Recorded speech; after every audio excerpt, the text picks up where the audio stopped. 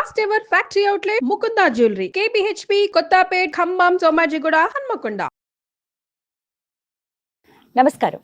ప్రస్తుతం మనతో పాటు ఇస్కాన్ టెంపుల్ నుంచి ప్రణవానంద ప్రభుజీ ఉన్నారు. వారి గురించి నేను చెప్పినప్పుడు ప్రత్యేకంగా చెబుతూ ఉంటాను. ముంబై దగ్గరలో ఉన్నటువంటి గోవర్ధన్ ఇకో విలేజ్ ఆశ్రమంలో వారు సేవ చేస్తూ ఉంటారని.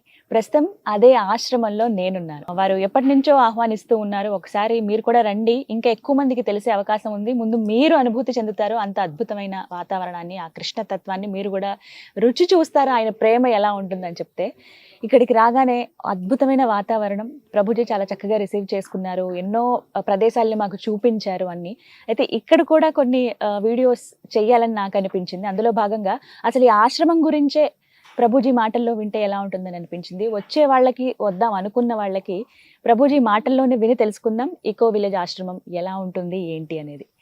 ప్రభుజీ నమస్కారం. హరే కృష్ణ. నమస్కారం అండి. హరే ఎలా కృష్ణ. ఉన్నారు?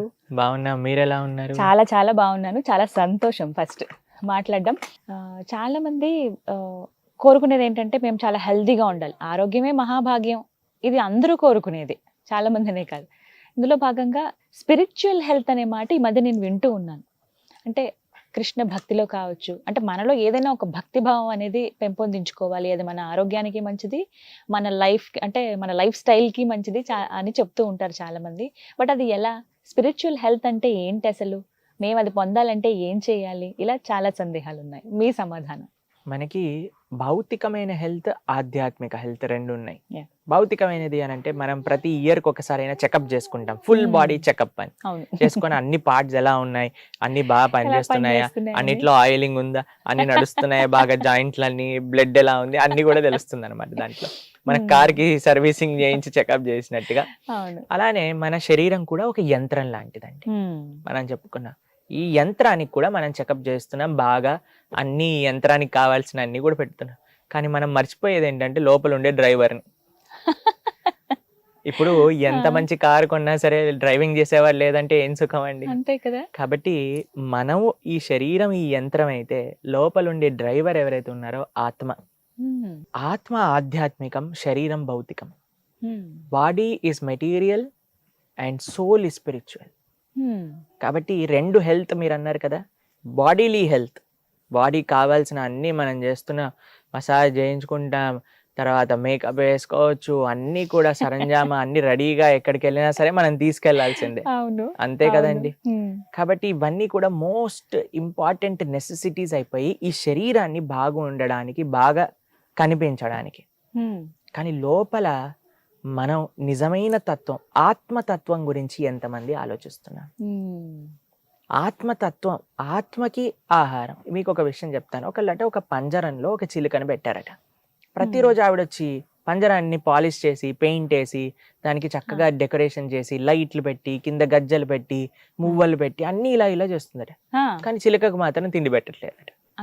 ఇప్పుడు దాని యొక్క ఇదేంటి చెప్పండి, యూజ్ ఏంటి? అంత చేసి ఉపయోగం. కాబట్టి మన స్వరూపం, మన ఆత్మ, ఈ శరీరం ఒకటి యంత్రం లాంటిది మాత్రమే. ఆత్మకి కూర్చునే ఒక ప్రదేశం. ఈ చైర్ ఎలానో, చైర్లో నేను కూర్చున్నాను, చైర్ ముఖ్యమా, ఈ నేను ముఖ్యమా అని అంటే నేను ముఖ్యమే, కానీ కూర్చోడానికి ఇది ఒక పాత్రతనిచ్చింది.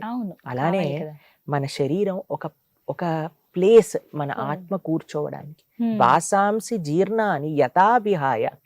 ఇప్పుడు ఈ కుర్తా లేదా ఈ ఉత్తరీయం చినిగిపోయింది అనుకోండి, ఏం చేస్తాం, దీన్ని తీసి పక్కన పెట్టి కొత్తది వేసుకుంటాం. అలానే ఈ శరీరం ఒకసారి పోయింది అని అంటే ఆత్మ ఇంకొక శరీరాన్ని ధరిస్తాం.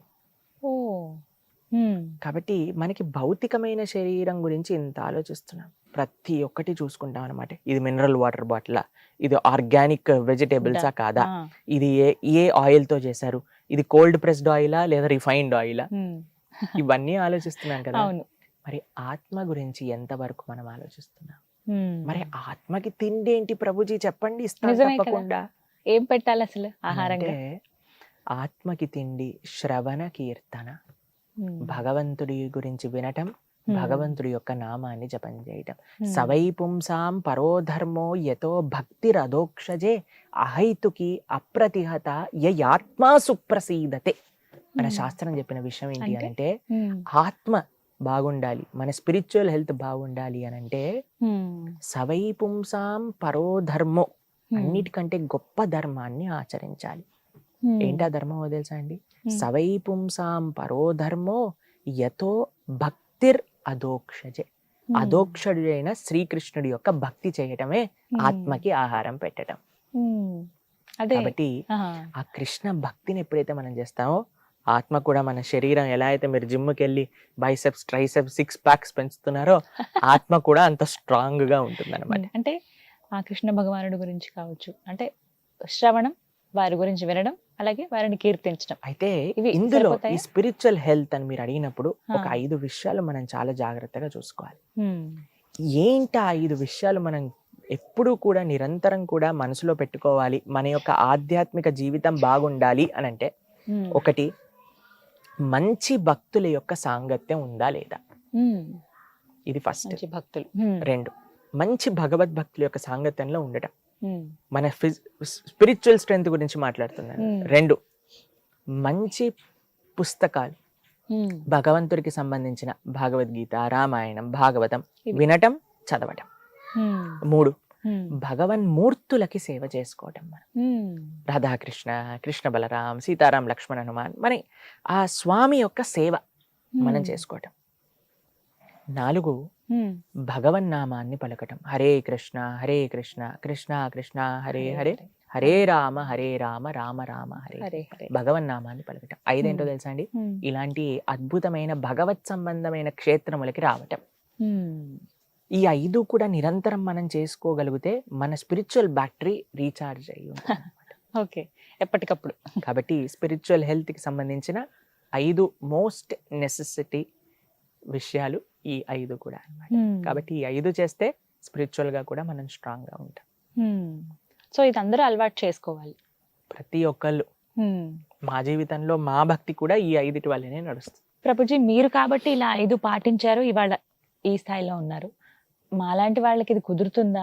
ఒకటి కుదిరితే ఇంకొకటి కుదరదు. ప్రతి ఒక్కళ్ళకి కృష్ణుడు అన్నీ చేసే ఆపర్చునిటీ ఇచ్చారండి. మనం జస్ట్ ఆ వాటిని యూస్ చేసుకోవాలి. అన్నిటికంటే ముఖ్యం ఏంటో తెలుసా అండి? మాకు కావాలి అనే డిజైర్ ఉండాలంతే. నిజం అది. ఆ సంకల్పం ఉంటే where there is a will there is a way అంటారు. There is no reason to say మాకు ఇవి దొరకట్లేదు అని. మన యొక్క మనస్సంకల్పం, మన దృఢ నిశ్చయం ఉంటే ఎక్కడున్న వాళ్ళైనా సరే కృష్ణుడి యొక్క శ్రీపాదాల దగ్గరికి రావచ్చు. వాటికి నిదర్శనం మీరు మా ఆశ్రమం మొత్తం చూస్తున్నారు ఎక్కడికి వెళ్ళినా సరే. అది మాత్రం కరెక్ట్. కాబట్టి ఎక్కడెక్కడో ఉన్న వాళ్ళందరూ ఎలా వచ్చారండి? మనం ఈ ప్రపంచంలో, భారతదేశంలో, తెలుగు రాష్ట్రంలో హిందువులుగా పుట్టిన వాళ్ళకి మనకి ఇవి లభించట్లేదు అని మనం అనుకుంటే, ఈ ప్రపంచం నలుమూలల నుంచి వచ్చిన భక్తులందరికీ ఏ విధంగా లభించుంటుందో ఒకసారి అసలు ఆలోచించండి. పుట్టినప్పటి నుంచి తెలియదు వాళ్ళకి కదా. అలాంటి వాళ్ళు. కాబట్టి ఆ భగవత్ కృప, ఆ భగవంతుడు అంటే ఎవరో తెలుసుకోవాలి అనే ఇచ్చ ఉన్న ప్రతి ఒక్కళ్ళకి స్వామి ప్రదానిస్తారు. మనకి జస్ట్ ఆ సంకల్పం, ఆ ఇచ్చ మన మనసులో మన ఉండాలి, నుంచి రావాలి. అది కానీ మీరు పెట్టుకోండి, ఎలా కృష్ణుడు ఇవ్వడం మేము చూస్తాం. తప్పకుండా ఇస్తారు. మీ అందరికీ ఆ భగవంతుడు చక్కగా భక్తి చేసుకునే మంచి మనస్సంకల్పం ఫస్ట్, దాంతోటి సంబంధించిన మిగతా శక్తి మొత్తం కూడా మీ అందరికీ ఇవ్వాలి అని ఆ స్వామికి నేను ప్రార్థన చేస్తున్నాం మా వైపు నుంచి కూడా. ధన్యవాదాలు ప్రభుజీ. హరే కృష్ణ. హరే Thank కృష్ణ. you.